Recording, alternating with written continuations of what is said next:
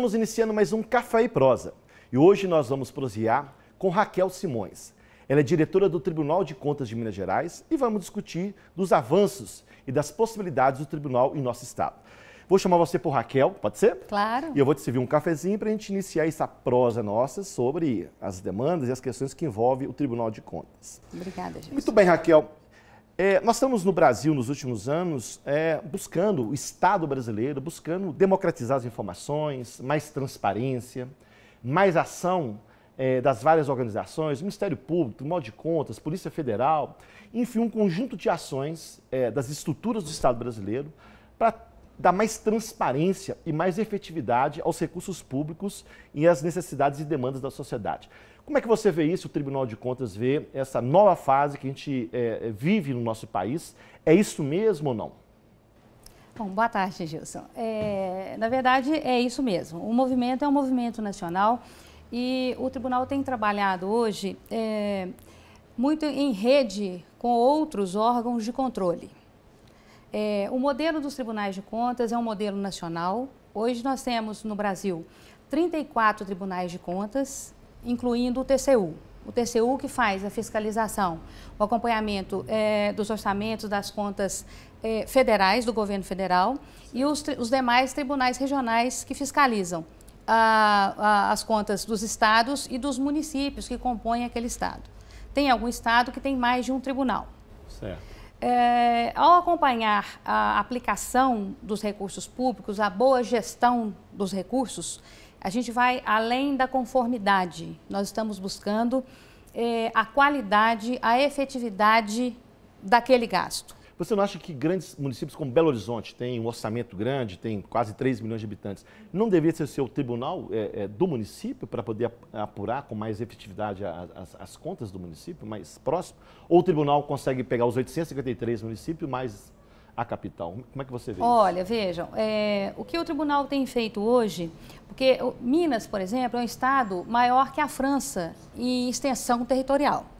O tribunal hoje fiscaliza 3.300 unidades, entre prefeitura, estado, câmara, entidades, fundações, autarquias, só o Tribunal de Minas. Certo. Então, o que o tribunal tem feito para dar mais efetividade nesse controle? Ele fiscaliza hoje, Gilson, a aplicação de mais de 120 bilhões de reais. Que é a receita toda do Estado de Minas, 120 bilhões de reais. Certo. Então, é algo considerável. Então, o que o tribunal está fazendo? Ele está trabalhando fortemente nas estratégias fiscalizatórias, no preparo das nossas saídas, em ações de inteligência para que as nossas saídas sejam mais assertivas. Então, o trabalho nosso é um trabalho grande, um trabalho desafiador.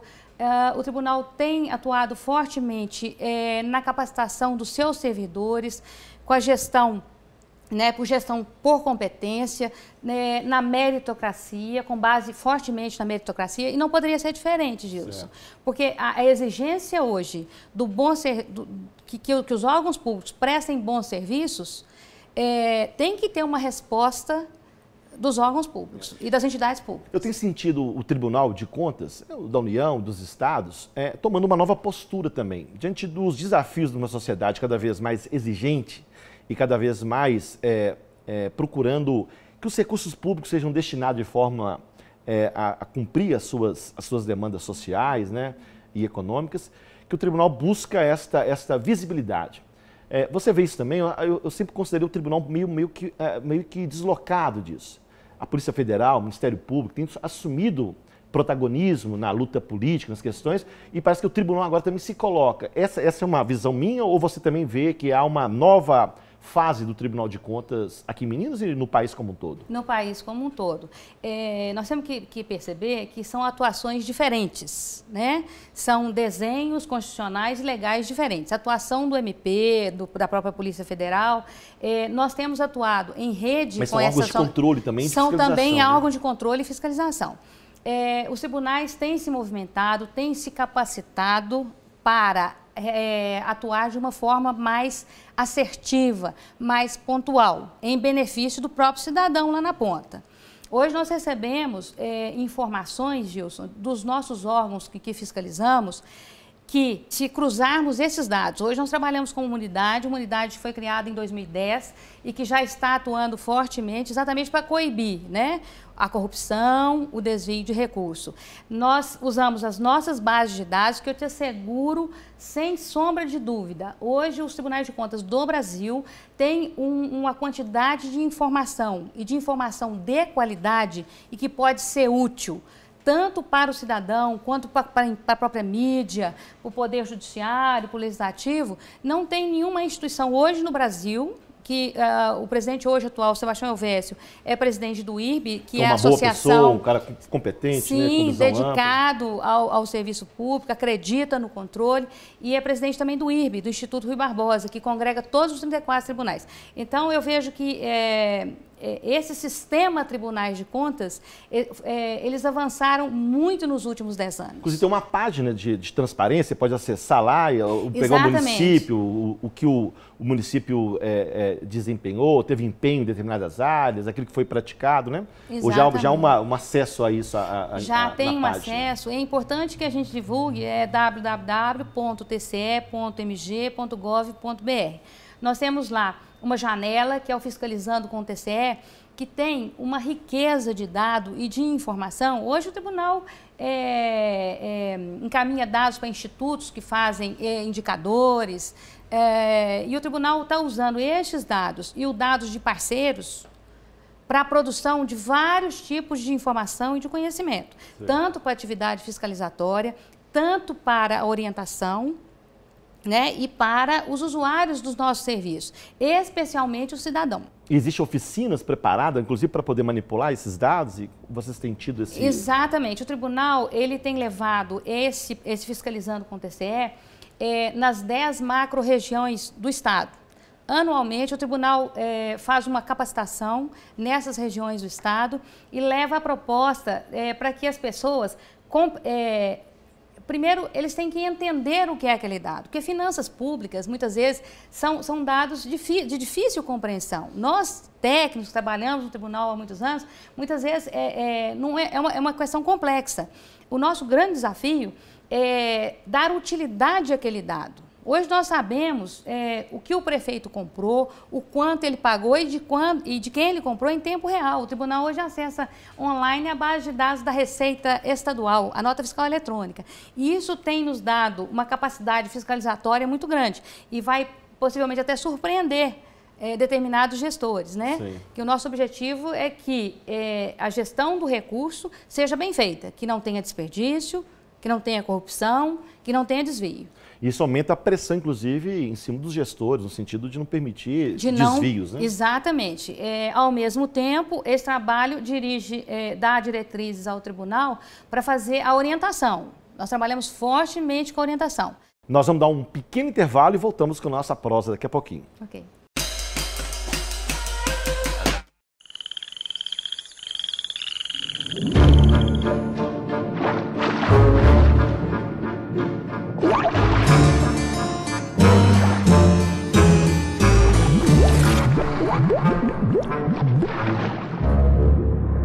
As drogas são uma armadilha. Você sabe disso.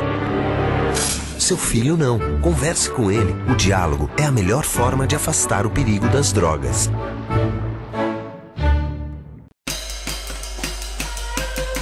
Estamos voltando com Café e Prosa e hoje estamos proseando com Raquel Simões. Ela é diretora do Tribunal de Contas do Estado de Minas Gerais.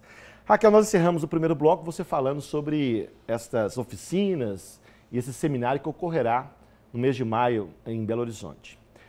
O Tribunal de Contas, ele só tem a preocupação de ir lá na ponta, naquilo que já foi empenhado, gasto pelo município, portanto a prestação de contas, ou ele também tem uma visão de que é preciso, fruto das dificuldades e da complexidade que é a questão do orçamento público, de ensinar a sociedade a como participar da elaboração do PPAG, da LOA, da LDO, enfim, de todos os instrumentos que a sociedade deverá ou teria que participar de forma efetiva. Vocês também preocupação no início ou só na ponta? Como é que é essa relação?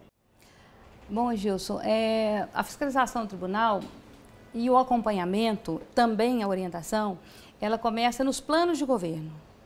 né? Nós temos aí o plano de médio e longo prazo, o PPA, a LDO, a LOA, que são instrumentos importantíssimos que vão sinalizar a gestão daquele agente no próximo exercício. Então, o que o tribunal faz hoje? O gestor tem que encaminhar sistematicamente os seus planos de governo. São as leis, né? As leis de orçamento. A partir dessa lei de orçamento, o tribunal, o que ele faz? Ele disponibiliza por município, é um trabalho interessante que as pessoas, seria interessante conhecer. Se você acessar hoje o nosso Fiscalizando, colocar lá, eu quero saber sobre o município X no ano tal, você tem ali desde a legislação, qual é o compromisso daquele prefeito, daquele gestor naquele exercício, né? Como ele vai gastar o dinheiro e se... mensalmente, se aquilo está sendo gasto e da maneira como foi comprometido lá atrás. Certo. Então, vocês vão também na origem de todo o processo. Na origem de todo o processo. Não só na finalização. Exato.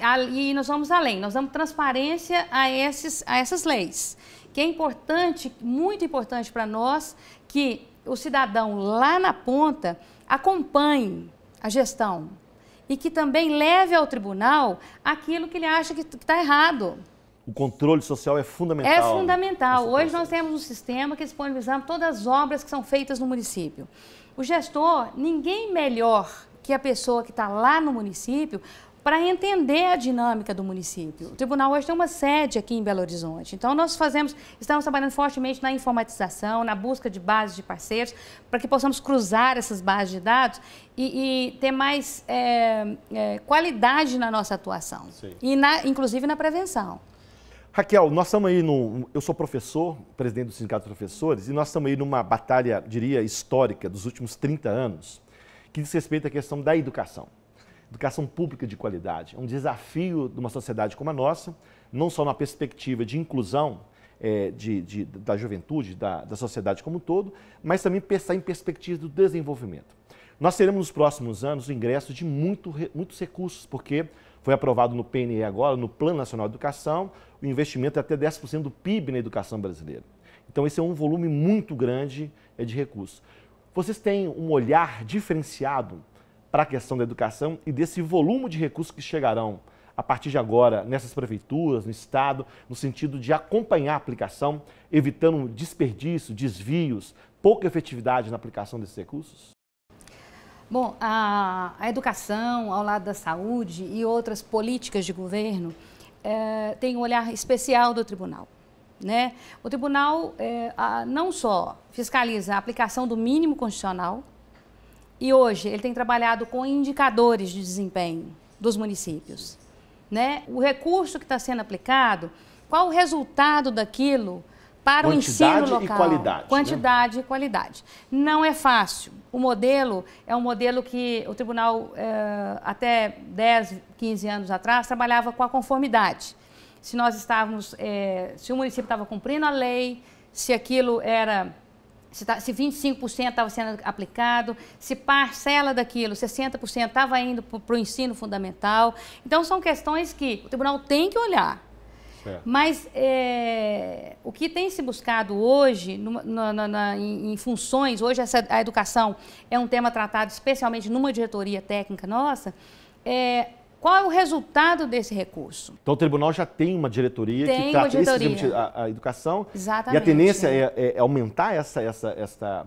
Porque nós estamos falando de bilhões que serão agora, é um valor... Claro, considerável, né? Sim, sim. A tendência do tribunal porque a educação é uma política que não é só a educação, ela vai repercutir em várias outras políticas de governo. Porque a educação, quando bem, né, aplicado o recurso, certamente ele vai espalhar os benefícios daquilo para a segurança, para uma série, o senhor como professor... Tem vários outros desdobramentos. Né? Vários outros desdobramentos. Então, a educação é um tema importante e nós temos buscado ir além da conformidade dos percentuais e dos indicadores legais. Para a gente verificar se naquele município aumentou ou diminuiu o número de analfabetos. Isso é um indicador que o tribunal trabalha anualmente no Estado. Sim. E no caso da educação nesse próximo período, me parece que na conferência que vai ser realizada agora em maio, tem um painel para tratar parece que 20 ou 40 horas sobre a educação dos municípios. É isso mesmo? Como é que é a ideia desse painel, dentro desse encontro que vai acontecer? É uma conferência do Tribunal aqui em Belo Horizonte, em maio, não é isso? Aqui em Belo Horizonte, que reúne os 853 municípios. O público esperado, o ano passado, girou em torno de 6 mil participantes. Então, é um número grande de pessoas que participam. E o tribunal aproveita muito esse momento para chamar os gestores e as pessoas ligadas aos secretários de educação local, aos procuradores, né, dos municípios, a participarem e eles realmente atendem e participam, têm um grande interesse. E o tribunal leva, naquele momento, o quão é importante a aplicação dos recursos, em que pode ser aplicado, em que não pode ser aplicado, entendeu? O que pode levar à rejeição até da conta do prefeito. A não aplicação leva à rejeição da conta do prefeito. Inclusive ele ficar... inelegível, exatamente. Mas dentro desse uma conferência, vai ter um ponto exclusivo de educação. E qual é o público-alvo dessa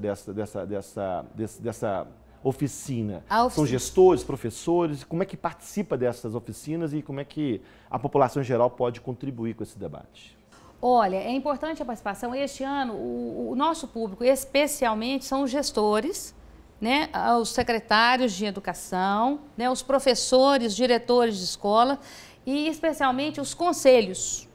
Este ano, o tribunal está abrindo para os conselhos da área da assistência social, da área da saúde e especialmente na área da educação. Para os conselheiros. Os conselheiros locais, que são agentes importantes no processo do ensino e da aplicação, do acompanhamento, lá na ponta, lá onde as coisas realmente acontecem, que são as escolas. Qual a visão sobre os conselhos? Eu tenho visto os conselhos cada vez mais burocratizados, com menos ação. Os prefeitos tomando conta desses conselhos, inclusive na sua composição, normalmente vinculada aos interesses do executivo. Vocês têm uma avaliação sobre esse processo que vem acontecendo ao longo desses últimos anos? Sim, temos. O tribunal está trabalhando numa cartilha que vai disponibilizar para esses conselheiros e para aqueles que nomeiam esses conselheiros, para dizer o seguinte: a independência e a liberdade desses conselheiros de atuação é fundamental para o processo. Só existe em função disso, não é mesmo? Exatamente. E para participar dessa conferência, como é que o cidadão pode escrever? No site? No nosso site, www.tce.mg.gov.br, nós vamos lá a terceira conferência do Tribunal de Contas de Controle Externo. Muito bem. Raquel, muito obrigado pelo nosso papo, nossa prosa. Eu o que tempo agradeço. Passa voando, Passa. Mas é uma grande oportunidade a gente conhecer um pouco mais do tribunal e espero que a gente possa avançar e cada vez mais democratizar os recursos públicos e a sociedade participando desse processo. Muito obrigado. Muito obrigada. Nós é que agradecemos. Obrigada. Estamos encerrando mais um Café e Prosa. Se você quiser participar, mande e-mail para o endereço abaixo e até um próximo programa.